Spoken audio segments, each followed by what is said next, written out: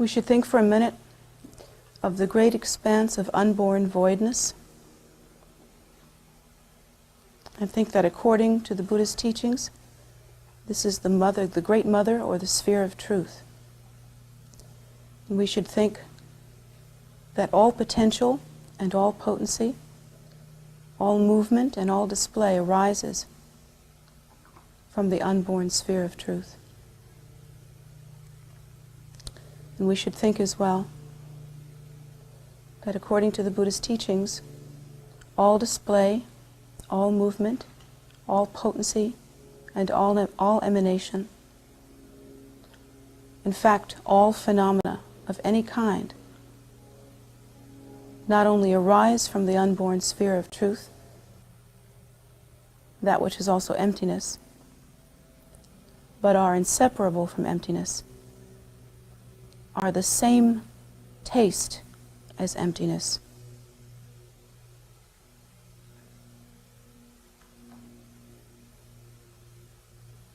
And therefore are the same nature as emptiness.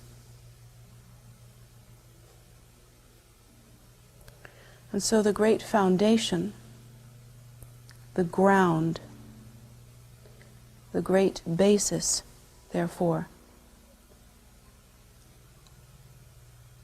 is the unborn and yet spontaneously complete sphere of truth.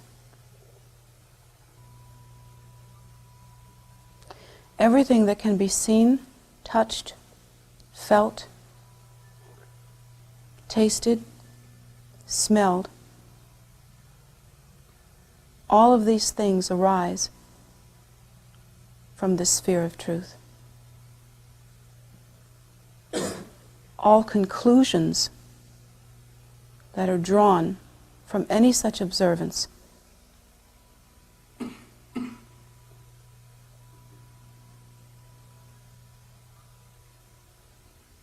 also, therefore, arise from the sphere of truth. The basis of every thought, of every feeling, of every sensation, therefore, is the same essence as the unborn sphere of truth, inseparable, indistinguishable.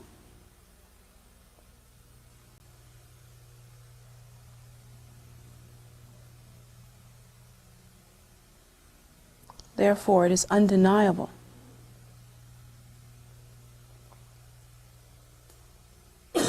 that all phenomena are empty of self-nature.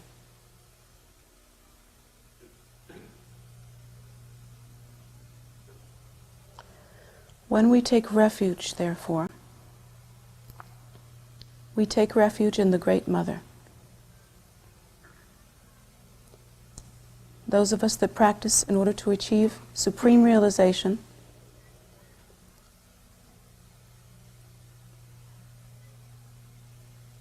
practice in order to achieve that view.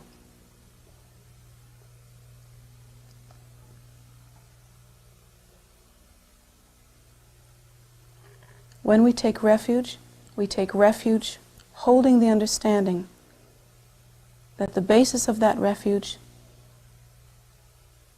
is the seed nature, the Buddha nature, which is inseparable from and arises indistinguishable from the unborn sphere of truth.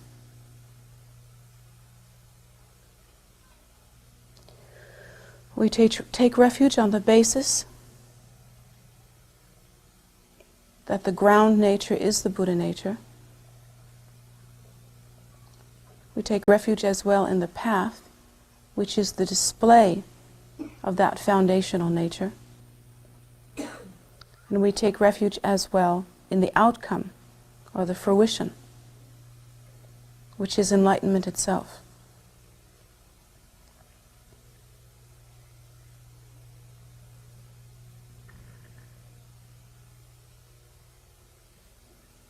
All of these, although we hold them in our mind as distinguishable concepts, are in fact indistinguishable from, and inseparable from, and the same as the very foundational nature.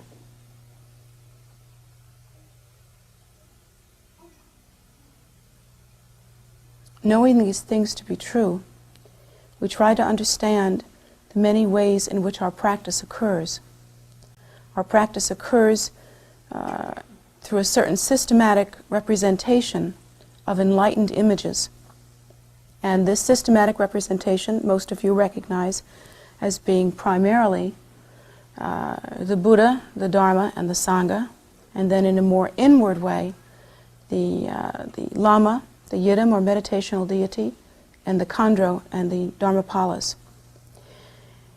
And of course, in the most secret way, we understand the ultimate objects of refuge to be the channels, winds, and fluids, which are the displays of our own enlightened nature. The subject that we will specify today, of course, is the Dakini or Khandro. And in order to do that, we will have to be both specific and non-specific. We will have to talk in a broad and general way and also in an extremely specific way. And because it seems that I can never give a teaching that does not mix the theoretical and sublime with the practical and superficial, then I will continue to do so in my usual way today. Because that's just how it is.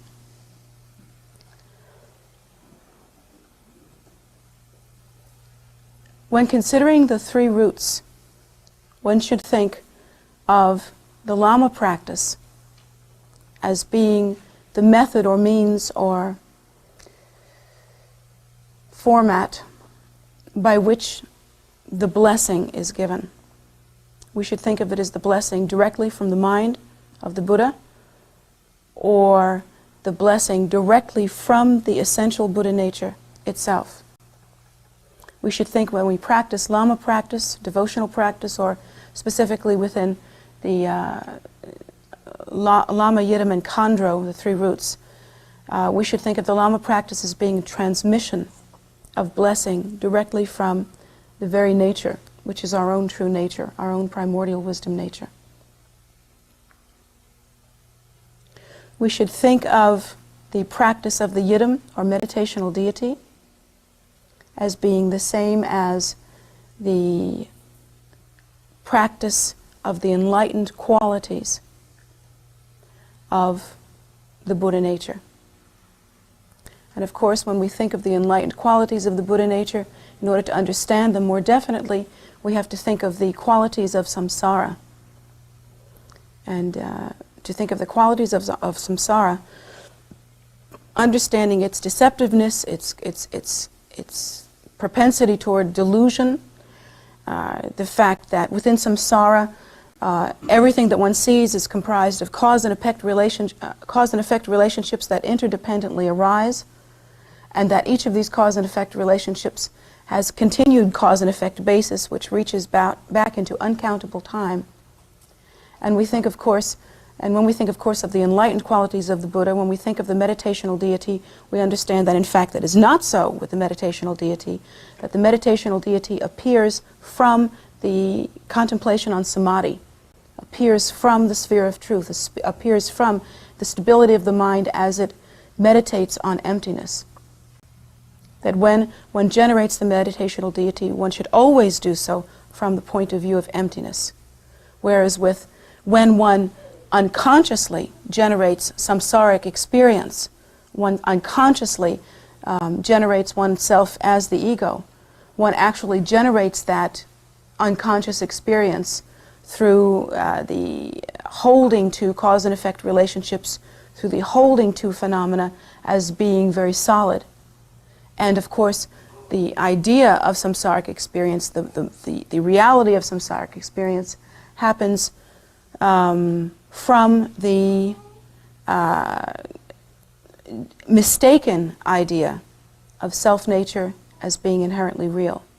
But not so when one generates the meditational deity, and that is the reason why one would practice meditation, generating the meditational deity, is so that one could generate that enlightened quality which is consistent with and the same as the primordial empty state.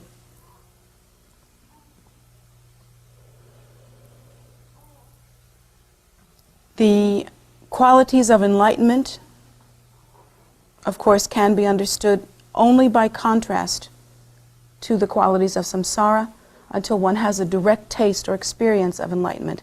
And so we can list them if we wish. We can think of the qualities of enlightenment as being expansive. We can think of the qualities of enlightenment as being free of disturbance or free of contrivance. We can think of the qualities of enlightenment as being effortless. We can think of the qualities of enlightenment as being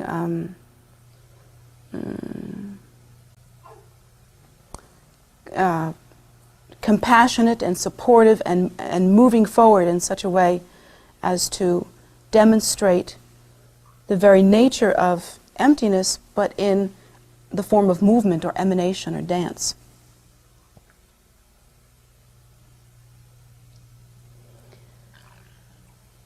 Whereas samsara is filled with confusion, the quality of enlightenment is different in that the quality of enlightenment has more to do with spaciousness and view based on a lack of disturbance or a lack of inflammation, a lack of distinction, a lack of contrivance. And that view then would be the non-specific awareness, which is described as being innate wakefulness, as opposed to the very specific awareness that we practice in our ordinary day-to-day lives. Yet the qualities of enlightenment cannot be understood. If we were to list the qualities of enlightenment as being omnipotence, omniscience, compassion, those sorts of qualities, they are meaningless to us. We have to have omniscience explained to us, therefore we cannot taste omniscience. We have to have omnipotence explained to us, therefore we cannot taste omnipotence. So in a real sense they are really meaningless to us. And although we can, as practitioners, go ahead and have a list read to us, or we can make a list of all of these different kinds of qualities, still those words are like pebbles that fall in a bucket of water and always fall to the bottom. There is no way that we can really absorb the truth of that or drink the nectar of that, except by distinction from samsaric existence. To do that, really, is very much like trying to look at the great expanse of undifferentiated sky through a tiny peephole. It cannot be done. It cannot be done because all you will see through a tiny peephole is a little round blue thing. And so for academic purposes it may be useful to make such a list. For the purpose of deeper understanding and according to the method, I don't know if it's method, but according to the way that I teach and the means that I have at my disposal, I will leave that for someone else. I consistently do, and I will continue to do that. So what we will try to do then today is to get a small taste, because if you can imagine what it would be like to try to describe the taste or the reality of an orange to someone who has never seen an orange and never heard of one before and therefore never tasted it, it is far more useful than using lots of words to describe the orange. It is far more useful even to try to taste the tiniest thread, the tiniest bit of the orange. If one can only taste the coolness of the orange, if one can only taste the sweetness and not the flavor, if one can only taste the acidity and nothing else, then at least one would have some sense of what an orange is really like, as opposed to having many words and no sense at all. Little pun there.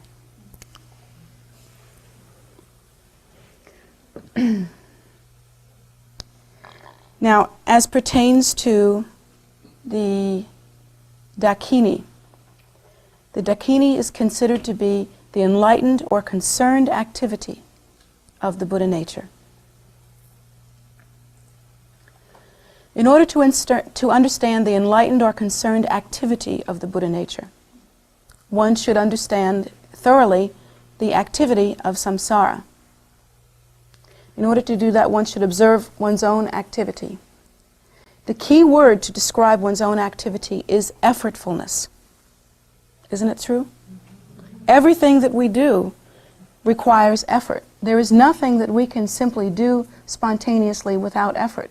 Everything requires effort, including the effort it takes to get up in the morning, starting with that, and the effort that it takes to continue throughout the day. Every single item on our agenda requires some effortfulness. Of course, there are degrees of effortfulness, and there are degrees of ease, if you will. You can describe some things that you do as being easy.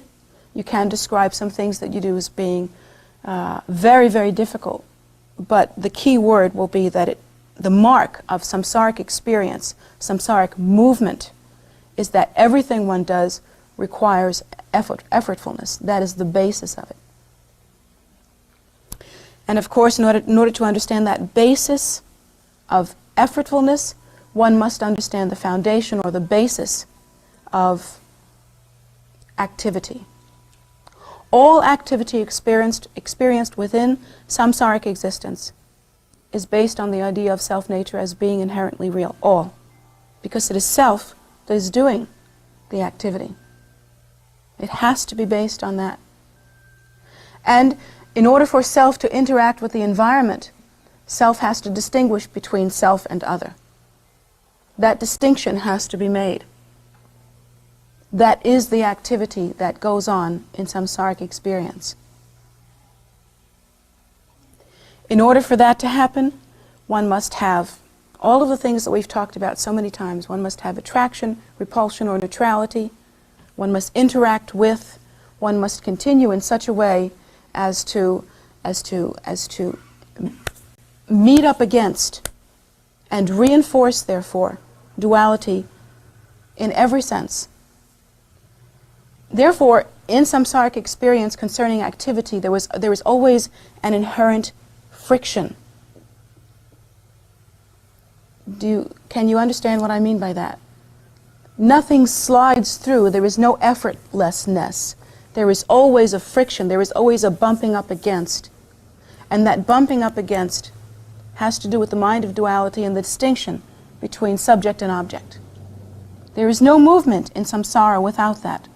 All movement occurs in that way.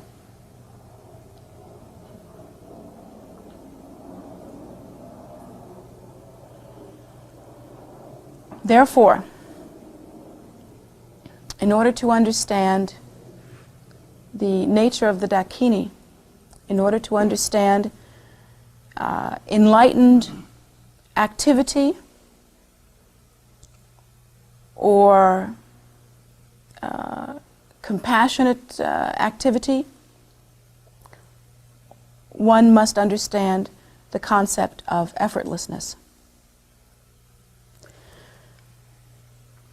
In order to understand the concept of effortlessness, one must understand the basis for the appearance of miraculous enlightened activity in the world. That which is called, that which is consistent with the nature of the Daikini. The basis for enlightened compassionate activity is that this activity is consistent with, inseparable from, and indistinguishable from enlightenment itself, from the very Buddha nature. That must be understood. How does that distinguish, how is that distinct from ordinary activity? Again, ordinary activity has that friction, has that struggle associated with its basis. And its basis is the inherent, or not the inherent, but the fundamental idea of self-nature as being particularly solid.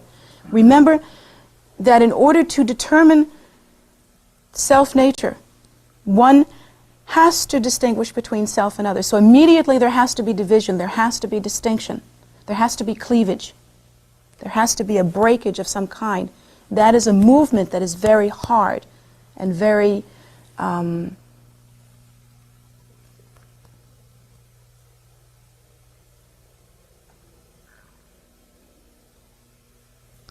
very much involved in a solid process of continuing the continuum. That is the basis for any activity or movement that is seen in samsara. As pertains to the nature of the Dakini, as pertains to enlightened activity or compassionate activity, that is not the case. If we can think of the nature of the Buddha, in order to do so, we should go back to the original teaching that I gave when I first opened this class. We should think of the great sphere of truth, the undifferentiated expanse, the great sphere of emptiness. We should think that there is no basis for the sphere of truth. There is no basis for emptiness. There is no building block or cause and effect relationship because there is no distinction within the great expanse. In order to understand the great expanse, the mind has to relax utterly. There has to be no arising of the components of distinction. There can be no contrivance. There can be no ripple or friction or cleavage or distinction of any kind. The great sphere of truth is simply suchness, suchness. And the moment one tries to box up suchness or put it in a bottle or put it in a certain shape or color it or distinguish it from another suchness, it is no longer that. So the great sphere of truth is as it is, simply suchness.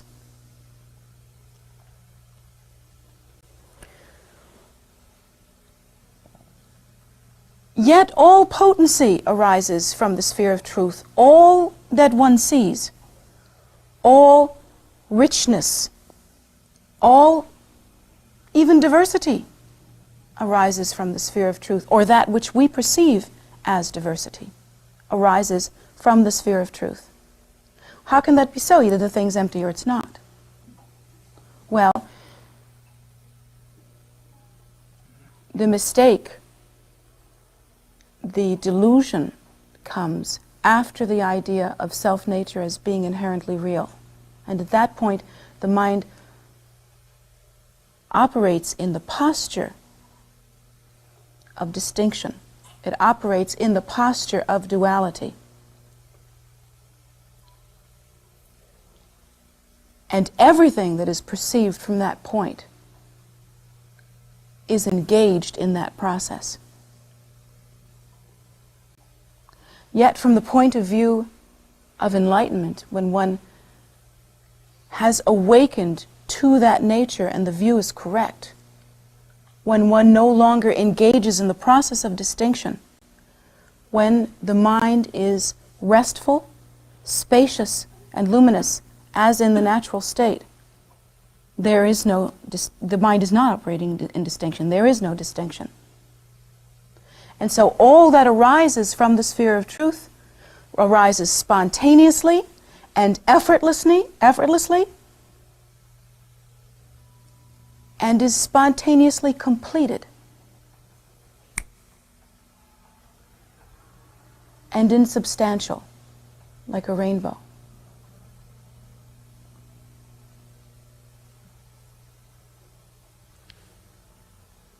That is the enlightened activity that is considered consistent with the nature of the Daikini, in that it arises from pure spaciousness, does not remain fixed or absorbed in the mind of duality. What arises effortlessly and spontaneously, and is spontaneously complete.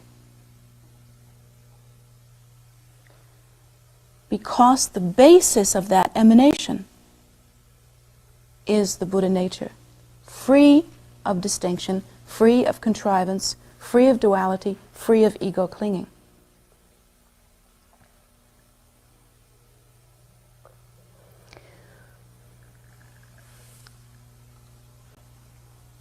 What arises in an uncontrived way from the sphere of truth, without clinging, without fixation, is pure enlightened activity. Pure enlightened activity always results in perfect result. Perfect meaning also enlightened result. From the point of view of practitioners, from the point of view of those who have not established themselves firmly in the view, activity appears in a myriad of ways, and we attach our meaning to that activity. And what we see then when we see that activity is only our meaning. We do not see the activity. Therefore, when one holds to and one views the enlightened activity that is consistent with the Dakini nature, when one sees that compassionate activity from the point of view of duality and distinction, one will always see one's own mind. Always. Therefore, that activity will be seductive in the way that our minds seduce us. Therefore, that activity will be meaningful in the way that our minds deduce meaning. Therefore, that activity will be objectionable in the way that our minds object. Therefore, that activity will be confusing in the way that our minds are confused. And that is what we see.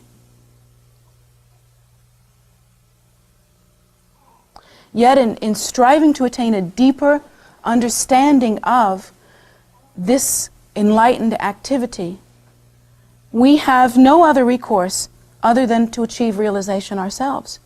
We have to. That is the only way to reach any kind of understanding. And we are beaten over the head with our own minds, because our own minds are flashed back at us. We see them constantly. We are relentlessly seduced with our own stupidity.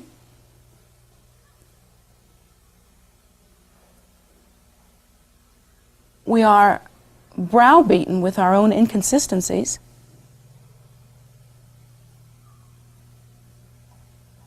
Until at some point, because this is an effortless process, because it is natural, because it arises from the uncontrived state, because it is our nature, eventually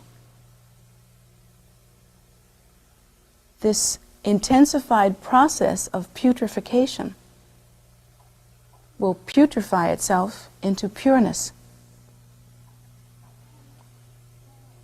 effortlessly.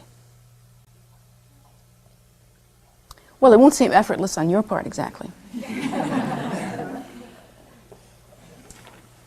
But that's because the mind is still clinging to this perceptual experience. The mind is in that continuum. The consciousness is there. That's what the perception is.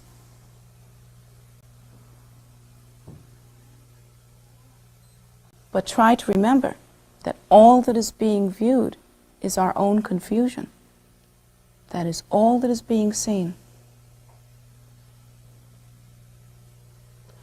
It's very much like, the symbolic image of the sky with the big feathers, peacock, bird with big feathers, peacock,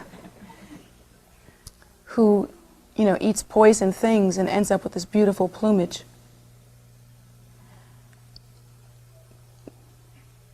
To some degree, that's what our practice looks like. We just eat ourselves and eat ourselves and eat ourselves and keep on consuming this thing that we see that arises only from our mind, until finally, at some point, we can achieve a glimpse of the pure basis of that.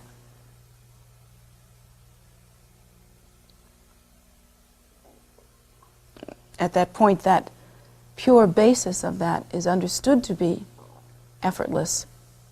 It's understood to arise from the sphere of truth and complete itself instantly. It is understood in its nature. But while we revolve in confusion, of course, it cannot feel that way. Are accomplished in the world. Can you take the baby out for a while, Sylvia? When the Buddha's activities are accomplished in the world,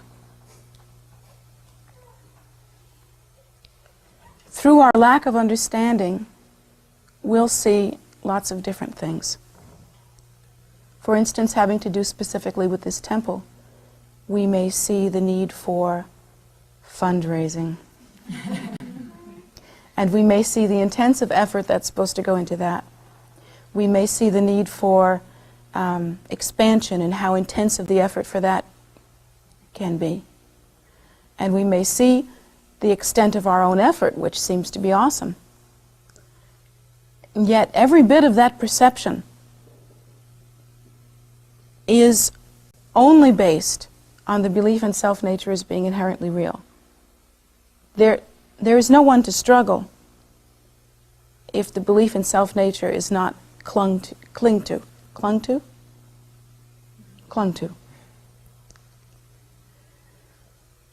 It is that clinging that is the basis for the struggle.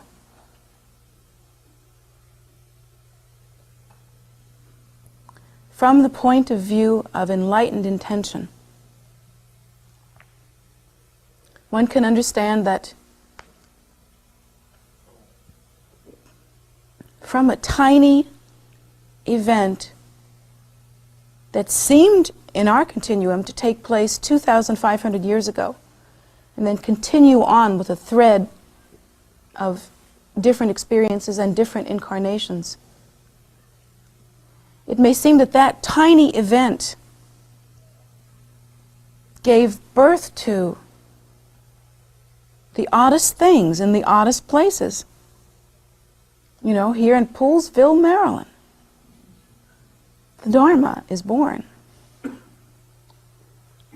And, you know, according to that piece of paper out there, a tree grew in Brooklyn or something. And then we think about all of the things in India, and we think about all the things in Tibet, and we think about all the things that are happening around the world concerning the Buddha's activity. From the point of view of the intention of that one life, it's a very small piece of effort. But from our point of view, of course, we are seeing a great effortfulness. And it seems to be continuing endlessly. Especially within the context of our lives, we seem to think that it's continuing endlessly.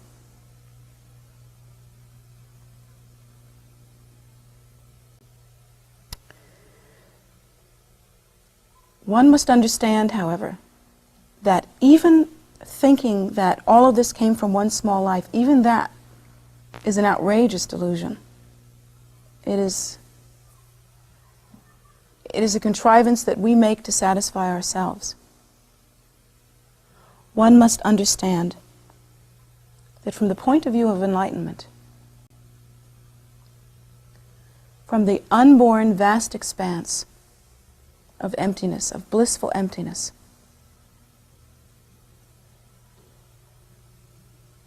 within that sphere of truth that we call the Great Mother,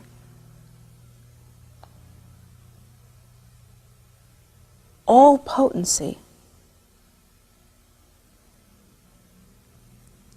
spontaneously arises and is born, demonstrates itself or dances or moves in as many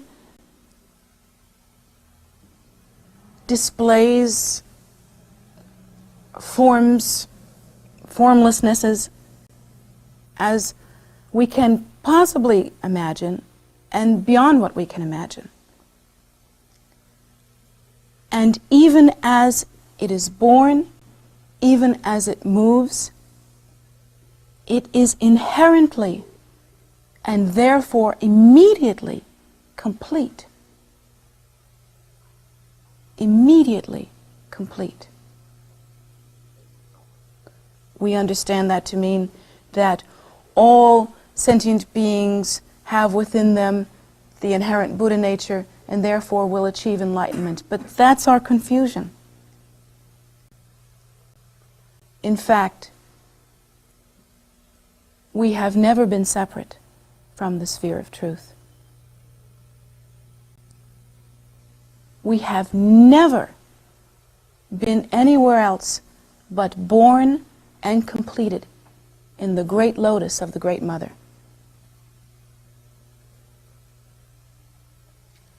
Anything else is complete fabrication.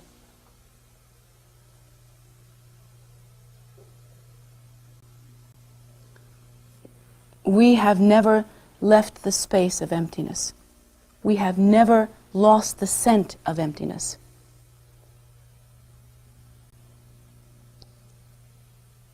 And from the point of view of enlightenment, we have never beheld or looked at anything other than emptiness. We have never seen anything other than our own face. We have never lost a moment's time.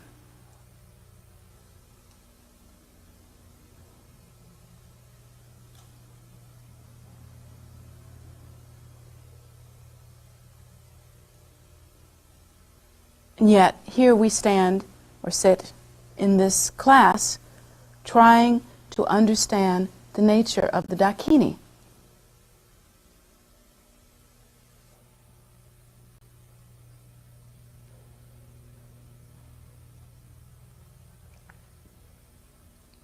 Like trying to be seduced back into remembering our own face,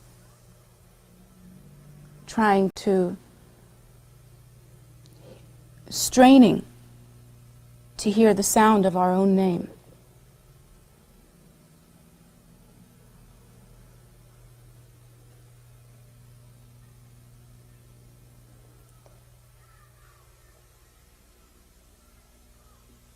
From the point of view of the enlightened activity that is consistent with the Daikini nature,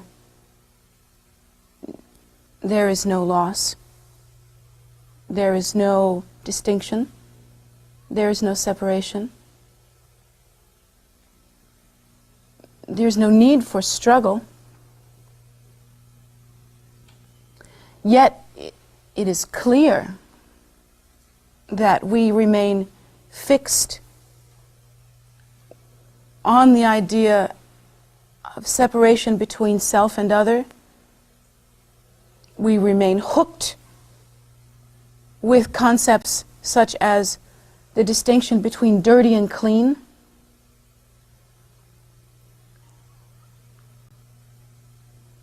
We remain addicted to the idea of hatred, greed, and ignorance, and seem to be unable somehow to let them go so that they can simply do what they do naturally.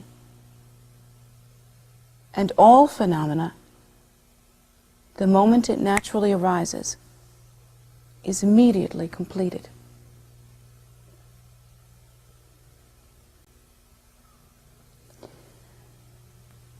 From the point of view of enlightenment, no phenomena continues itself. No piece of what we experience, whether we wish to experience or do not wish to experience, by its nature completes itself, continues itself. The experience of continuation that we have is only due to our own continuing it, our own determination to continue it. No phenomena is exempt. All things arise from the sphere of truth. They are spontaneously born and instantly complete.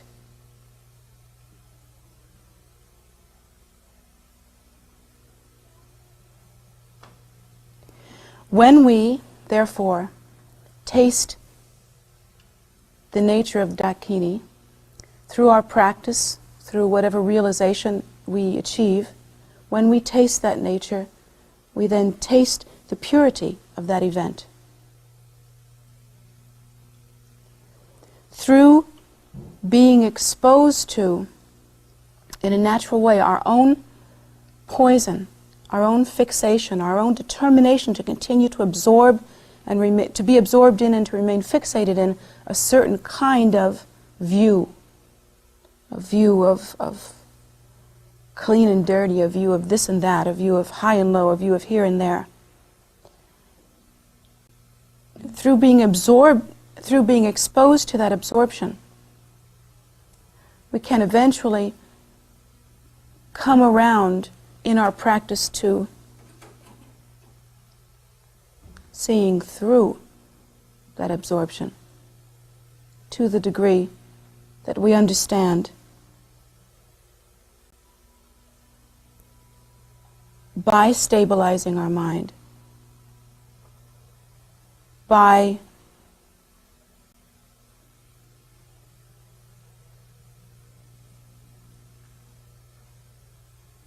remaining unattached to the distinction between dirty and clean and up and down and here and there and you and me, we can begin to view the play or movement of emptiness.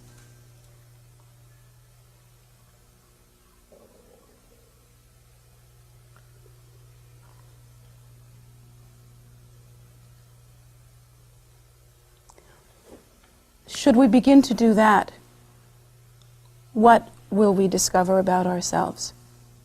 We think very superficially. We think that what's going to happen now is, should we begin to do that, we will achieve enlightenment. And we think that should we begin to do that, we'll have some kind of blissful experience. And we think that should we begin to do that, we will be able to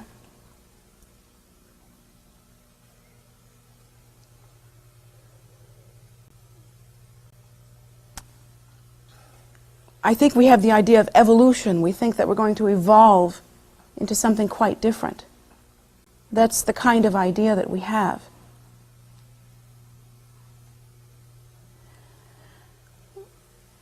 What we do not attempt, and what we should attempt by meditating on the nature of the Daikini, and by utilizing this particular phenomena, or this particular movement of the Buddha nature, is to understand that the point is to pierce the veil of our own confusion, to see through this mistaken belief that things continue, to see the primordial empty nature that is inherent in all display, to see that all phenomena is instantly complete. To hold to our nature, to practice that view.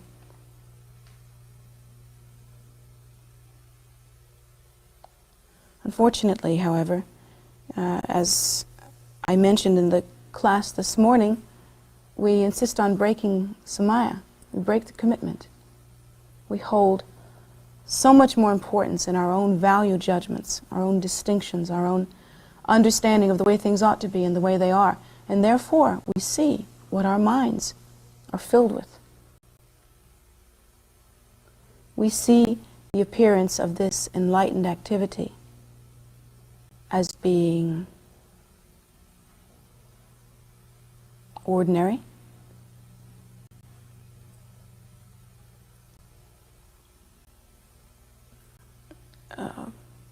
having certain qualities. We brand it with mental qualities that are our own. We see physical, emotional qualities that we ourselves are hooked on.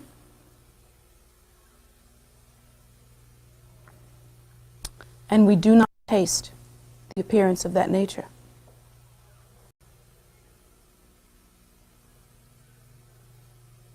So we miss the entire point.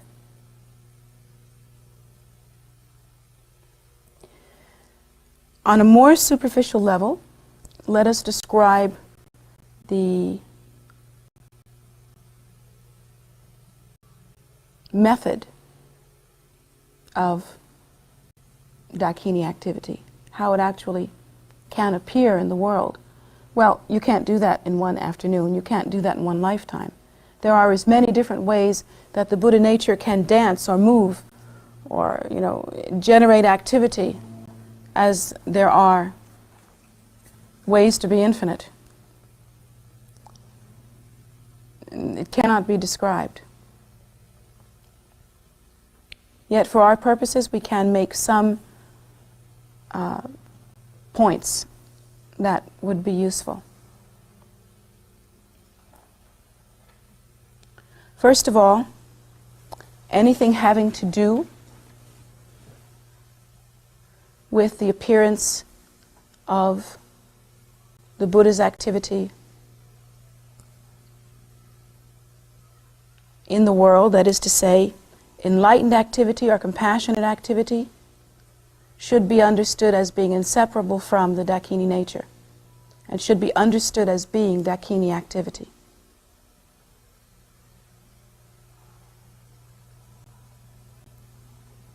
It should be understood that the movement or dance or display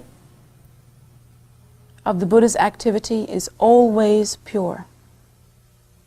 Always pure, because, not because of the phenomena that one sees, but because of the purity of the Buddha nature.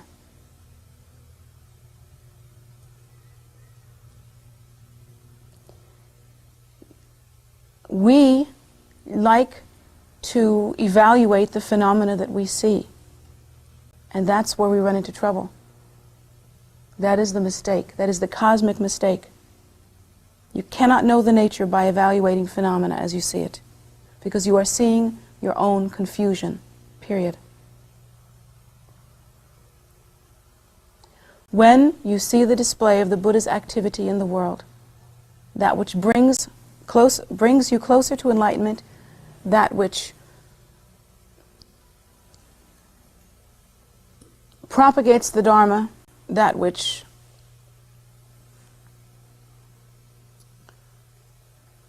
contributes compassion to the world in some form or another, that should be understood as pure activity. You should see the purity of that.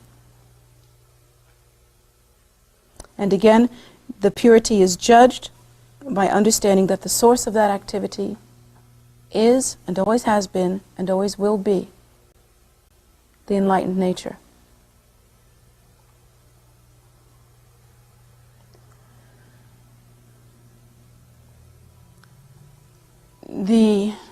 That activity, which is consistent with the nature of the Dakini, should be understood to be effortless in this way. Typically and characteristically, it is not born of the struggle to confirm self-nature. It is born of spacious,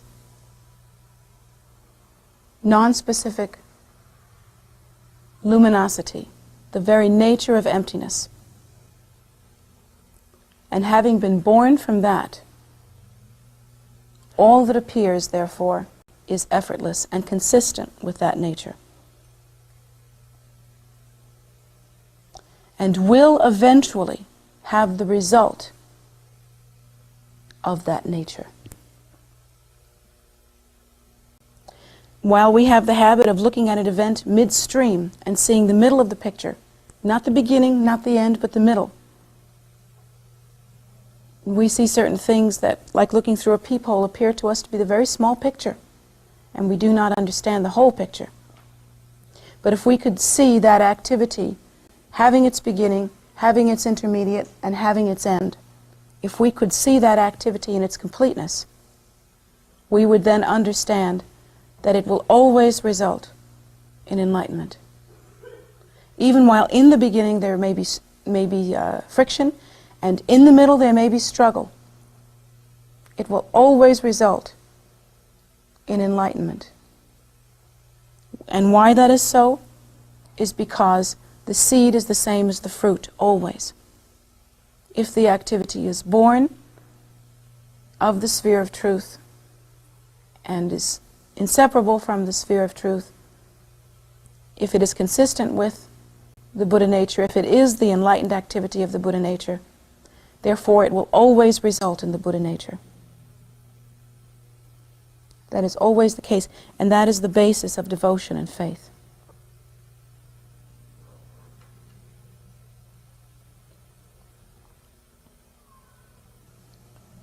Again, it is not based on what you see, it is based on the purity of the Buddha nature.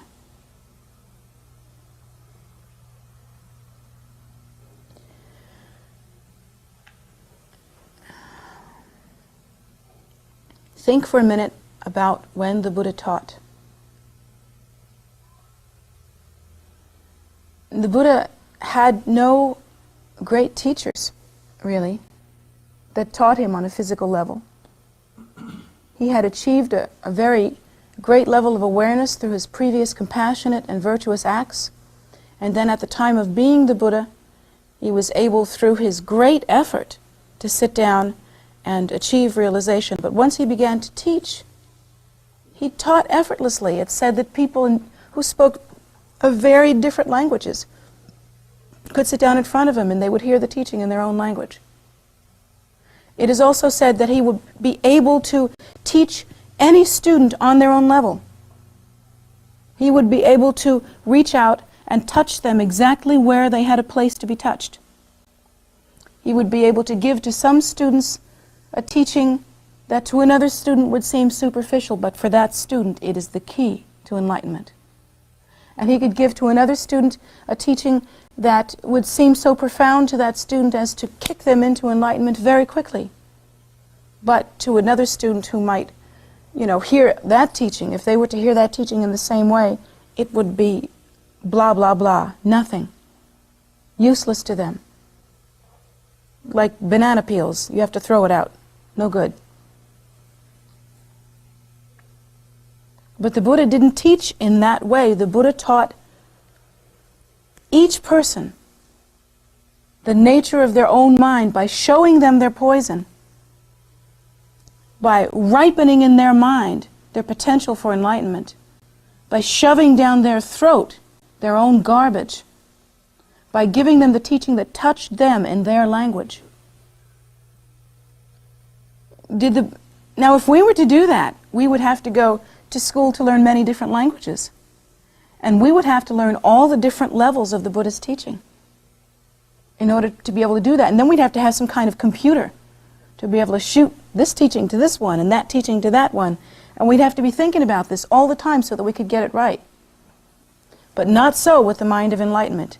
The mind of enlightenment can appear in whatever way necessary in order to teach, and can speak to that person in the language that that person requires in an effortless way, completely effortlessly.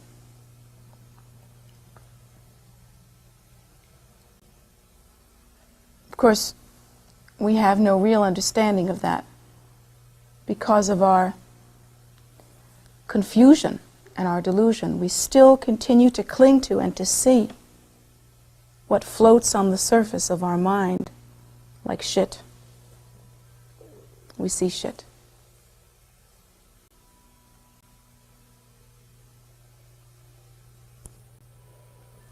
Yet the method that is employed with enlightened activity is a method that will lead to enlightenment in an effortless way.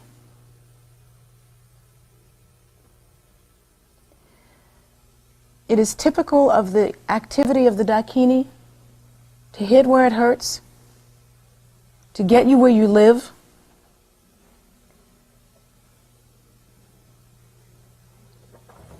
to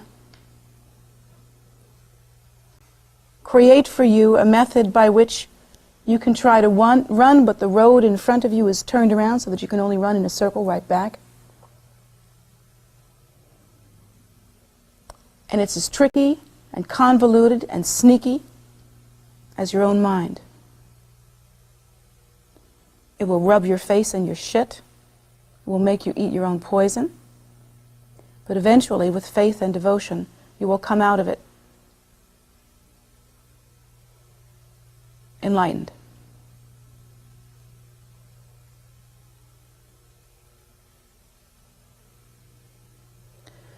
When we practice Lhama, meditational deity, and Dakini, when we practice Lhama, Yidam, and Khandro, the three roots, we do so that we can begin to generate these three facets of the Buddha nature: the blessing,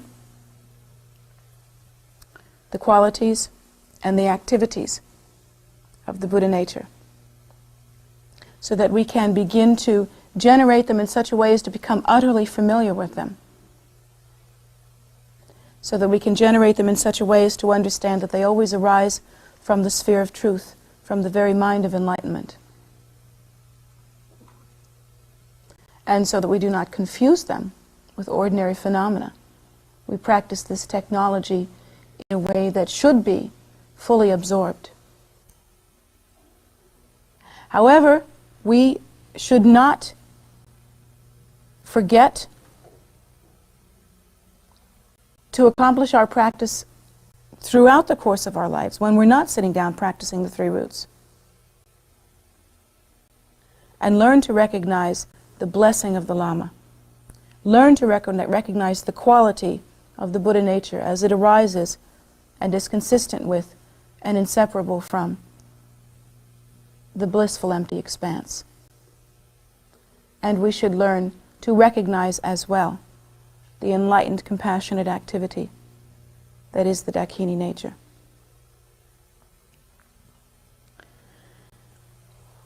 The method that is associated with the Dakini is movement. It is activity. Those practitioners that have a strong karma with Dakini method, that have a strong karma with that particular facet of enlightened mind, should utilize it to its fullest extent. Generally speaking, they are involved in a phase of purifying their activity. Again, this is generally speaking. Generally speaking, they are involved in a practice. And you know, each student, each practitioner has just as they have a particular set of qualities that they are most closely karmically related to, and therefore have a particular meditational deity that they will practice at some point with good result. In the same way, they have a particular modality or a particular set of circumstances that they must travel through, something like a maze, in order to achieve the optimum result. That is simply the karmic pattern. And any student that has a strong karmic relationship with Dakini activity, either through their practice or through having some doings with a teacher who has a strong Dakini energy, or through some way that they can deeply understand within themselves, that student is the kind of student whose mind requires a certain method, and that method has to do with purification through activity.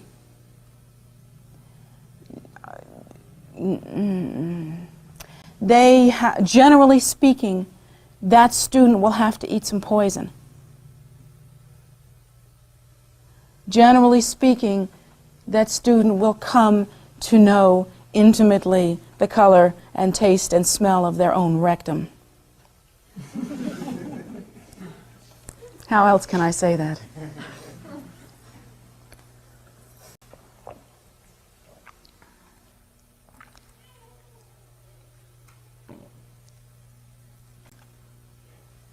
Now, obviously, in this center, there is a strong attunement with Dakini function.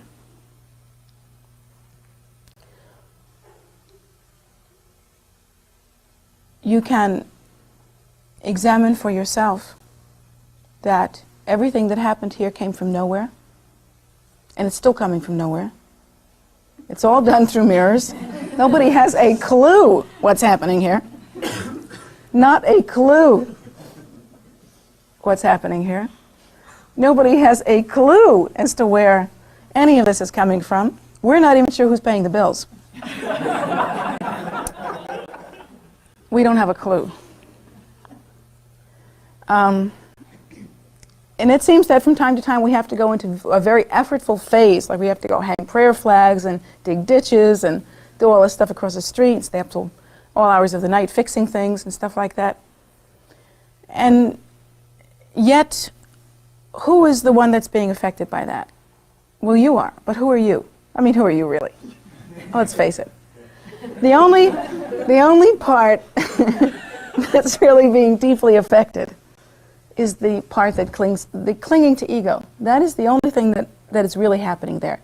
In the event where we all get exhausted and we all think that we're so pitiful and we're all so tensed out and we just can't bear it anymore and we don't think we can ever go to another meeting and all of that kind of stuff. The part of us that does that, what's happening there is ego clinging. That's the only thing that's happening there. That is the only event that is occurring at that moment. Because from the point of view of enlightenment, this thing is already accomplished. It's firm. It is established. It is established in the mind of enlightenment. It is established in the generations yet to come.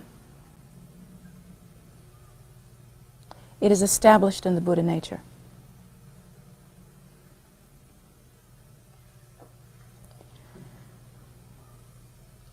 The only thing that creates the discomfort that we feel, of course, is our own selfish concern, ego clinging.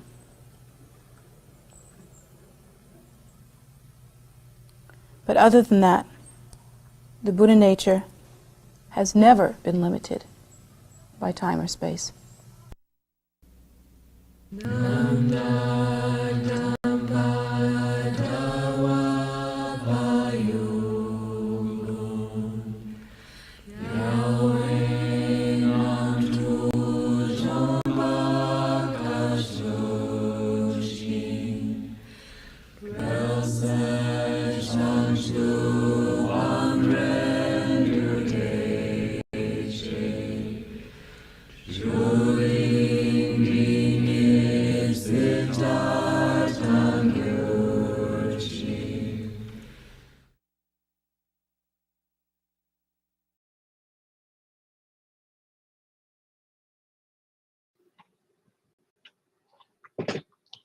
So thank you very much for joining us today.